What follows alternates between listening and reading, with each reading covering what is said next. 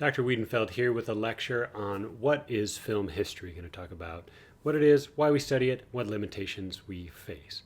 Now, what I mean by film is something that I've covered in another lecture. So, focus for this course is going to be a history of the art. That's both the general kind of developments in taste and style, and some great works and artists that we want to appreciate. So those developments are developments of taste. There's the taste of society, things that they value. That is one way to put it. Is going to be changing over time, and or just to see what it is, and then how that's reflected in these movies, how those movies shape it, and also it's going to be about the style of the movies that is, in a way, more than more than just representing different things or kind of goods that people find more important, but the perception of the world might be changing. The how the world looks can perhaps be different depending on what do people value and the kinds of movies and art that they see that trains how they see and hear and walk through that world. So there's both a social aspect there as well as kind of physiological. But of course, with great works, some argue, Kant especially, that their beauty transcends different times. Okay, now in the background is, of course, the history of the world in which these movies have been made. It's especially important technology for cinema because it's based in the very complex technology. But you're also going to see changes in the cities and global affairs.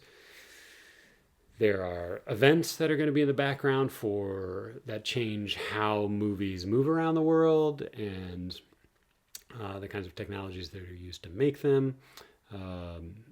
Those revolutions can be technological as well as social. Movies are not just made by individual artists or groups of collaborators, but they represent something about the people who are watching them as well as making them.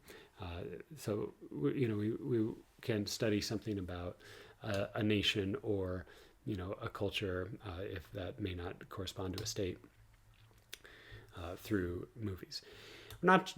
Not just going to be focusing on the industry and kind of the business decisions and business climate that they make, although we do want to think about how that climate is affecting the kinds of movies that are made and the way that people are watching them. Now, one of the limitations that we have in film history is what I call the selection problem.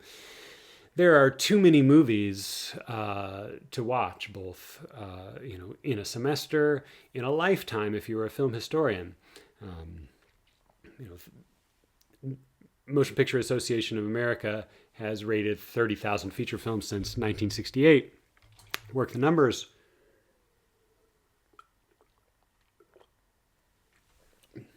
Probably 100,000 that have been released in the U.S. and Canada. 1 million worldwide, perhaps, if you look at Bollywood, Europe, African cinemas, Latin American cinemas, everywhere.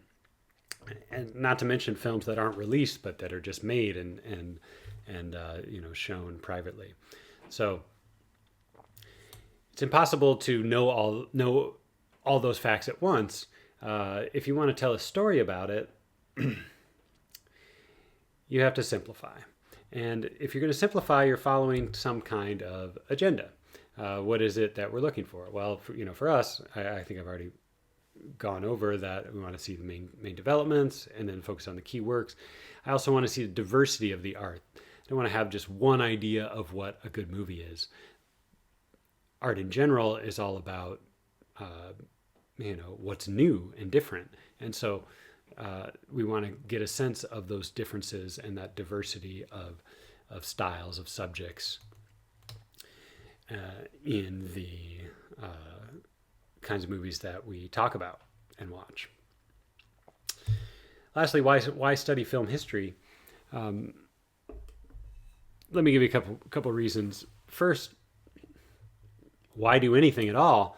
Well, that's just kind of a question about the meaning of life, and art is hard to argue that it's not one of the good things out there. It's just some of the good stuff. If you have free time, this is how you want to spend it. And what's more to say about that? Traditionally, art was seen as not simply pleasurable, but a kind of pleasure that was connected with moral goods and truths. So that the great works were also going to teach you something about what things are good in general and what things are bad in general. I'm not sure if that's probably too simple a way to think about it, but there's something more than just kind of titillating fun that's happening in art. It's not just a tasty meal. But something more. This kind of rational pleasure is one way that it's talked about. But we're not just watching movies. We're trying to put it together into, an account that tells a history, and that account is, a form of knowledge. Why have this knowledge of the art? Who cares about the art? Well, what we're really studying here are human beings. What's meaningful to them? Why do they do what they do? Why do they care about this or that? And so we're trying to, increase our knowledge of humanity. We're not doing it the way that, empirical science does when it treats everything as a machine or an animal. We don't have to step outside it. We are in it as human beings, and so we can just watch what other human beings make and think about why they do it and what it means and what's meaningful to us. The idea is that studying in this way, this kind of deeper reflection, is going to make us better human beings. Lastly, this is a more practical reason, or more directly practical reason, and that's professional repertoire. If you are going to be a professional in the field of film and video, film history has some important events, things that